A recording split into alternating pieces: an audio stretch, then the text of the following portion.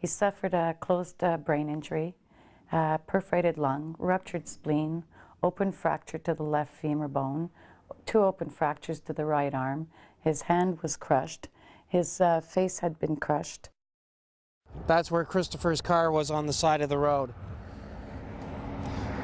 At any rate, March 30th, 1993, at around 6:30, Christopher was involved in a head-on collision with an impaired driver. The fellow who hit Christopher had been stopped half-hour prior in Metcalfe. They had removed alcohol from the vehicle. His vehicle was in poor shape. They said it was conducive with a farm vehicle, but it had no back brakes. It had vice grips to change the gears. It had been hot wired to get it started. It was just a real mess.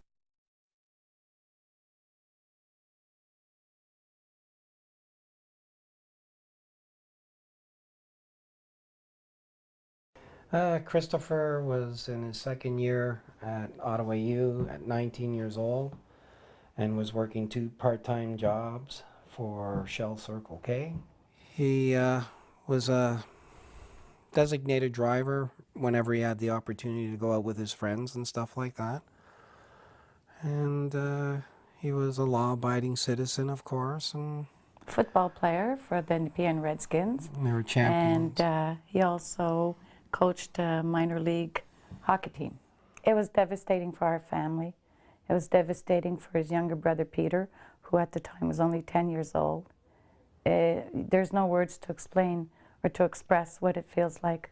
You don't ever expect it to happen to you, but it's got to happen to somebody, I suppose, since the laws are so relaxed, even to this day, when it comes to drinking and driving.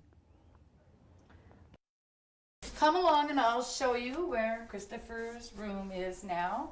So it takes a 5-foot radius for him to turn around, so it requires for more space. Christopher doesn't have a hospital bed, but an ordinary bed, because we recognize him as being in recovery. It requires lifts in order to get him into bed, because he no longer is able to walk. Not that he's paralyzed, but he doesn't have that functional movement due to the brain injury that he sustained. On March 30th, 1995 is when he moved into our home that we presently live in. And Peter did all the rentals, which is on, it lifts up and down in order to ease his ability to bathe him and so on and so forth. So he's lost the pleasure of being able to have privacy while bathing. It was very enduring. It was very long, very enduring to learn how to care for him, that he no longer ate by mouth. We had to feed him in a G-tube. We had to learn how to give meds. We had to learn how to care for him as though he was a baby. Meanwhile, he's 6 feet tall. We had to learn how to use equipment. In the very beginning, when Chris was still in hospital, in ICU, yes, you know, family, friends come around. Christopher was 19, therefore, a lot of his friends, it's a very vulnerable age. Life moves on.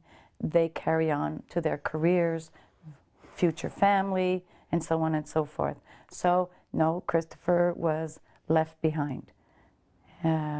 Partially the reason for that is because, I believe, is because he doesn't communicate clearly enough for his friends to come around and whatnot. To have a relationship with. To have a relationship with. Head injury is a very definite type of condition, and it's highly misinterpreted. And so people, it's almost like Christopher is a walking ghost. He's here, but he's not here. You try and do for who needs the most at the particular time, of course. And so you almost become scattered to the wind, but you keep focused on your task at hand. And that's Chris. It's all about Chris. It's not about me. Hasn't been about me for 18 years. So we try to organize family outings. We go boating together. We go camping together. RVing. We go RVing together. We have a pool in our backyard that's been set up for Christopher. The pool is heated so that he doesn't get spasms. Golf So the carting, children participate, they come and they enjoy with him. golf carting instead of a wheelchair pushing it. Yes. We put Christopher in a golf cart so everybody gets to go. It's kind of Yes. nice. Yeah, the kids really like that. Electric. I want to go for a ride. So instead of being defeated by the circumstances, we took the circumstances and made a better situation out of it.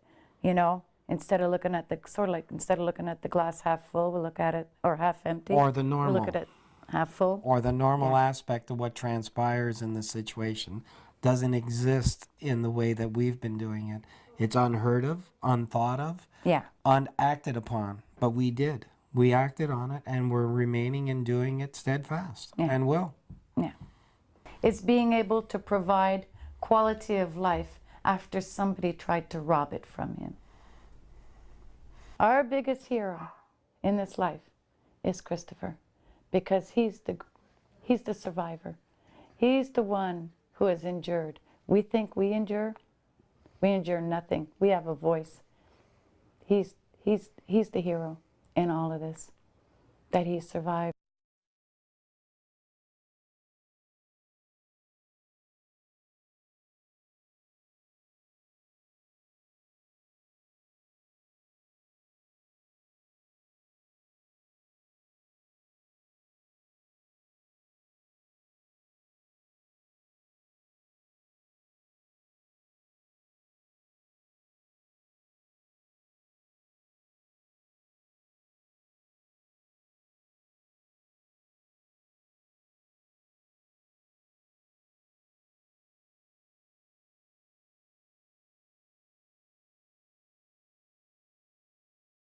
The fellow who hit Christopher had been stopped half-hour prior in Metcalfe. They had removed alcohol from the vehicle. His vehicle was in poor shape. They said it was conducive with a farm vehicle, but it had no back brakes. It had